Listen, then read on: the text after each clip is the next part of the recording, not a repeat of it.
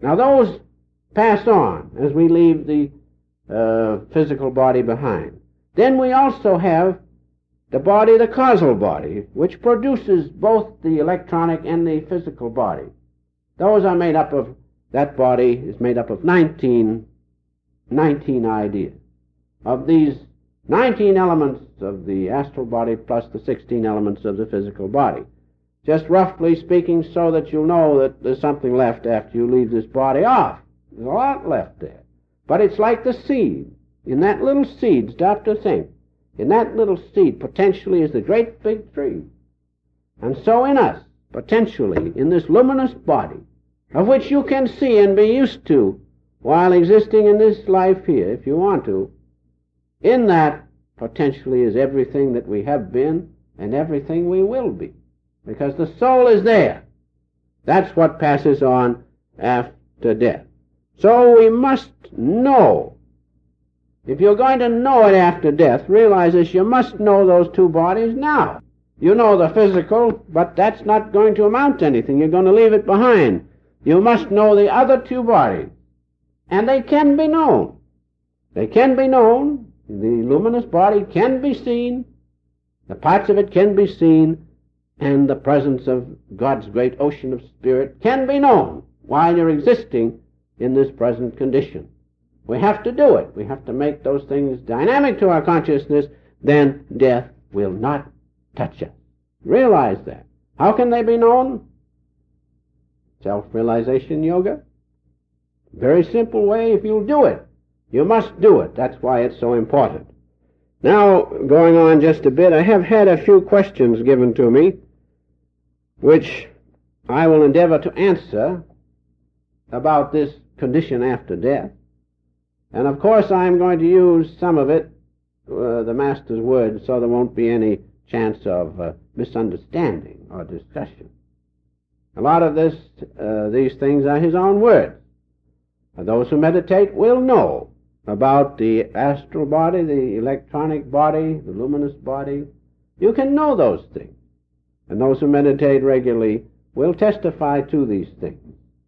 The higher or deeper things comes when you unite your consciousness with God's consciousness. He's the one who knows how long the soul stays on the other side, or what it does there and all that, because he made the whole business.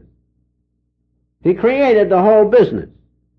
So he knows it. So the key is to be one with him, and you too will know that realized knowledge. Until that, you have to take the testimony of saints, and this time some of it will come from our Master's own words. So, you will remember that many people think that with the passing of this body, everything ends. But then others do not feel that way. They feel that the soul, being superior to the body, passes on into another existence under other conditions, which is true. And you can know that and demonstrate it by following the techniques of self-realization fellowship.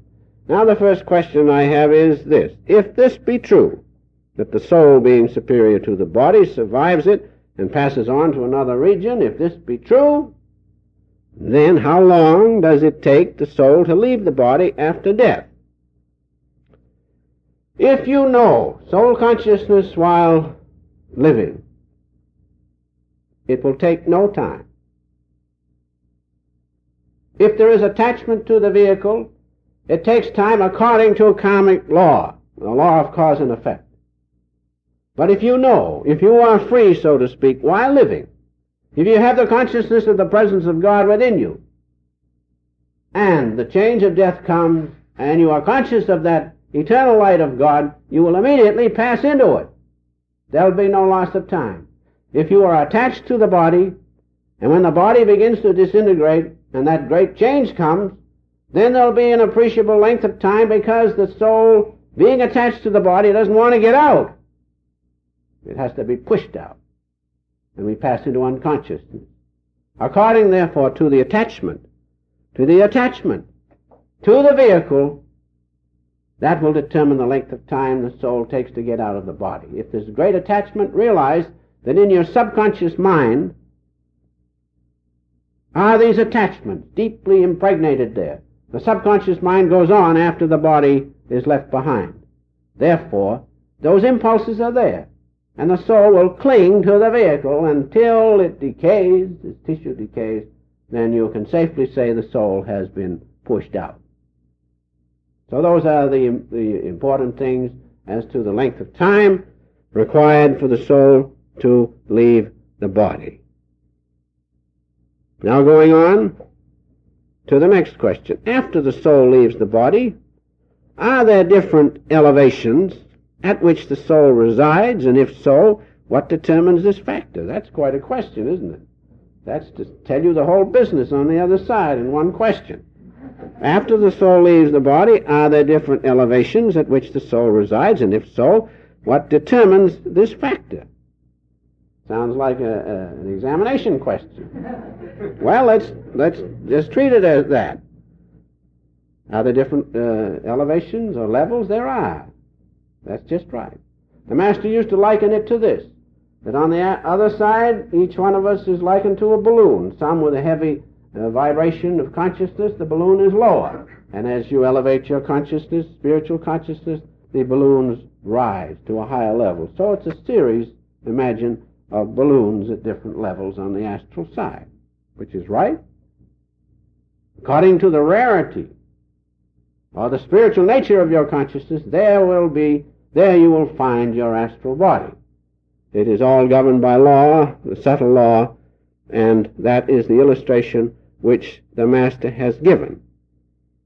Now, I have one or two notes here I'd like to give you, which the Master gave years ago when he first came to America.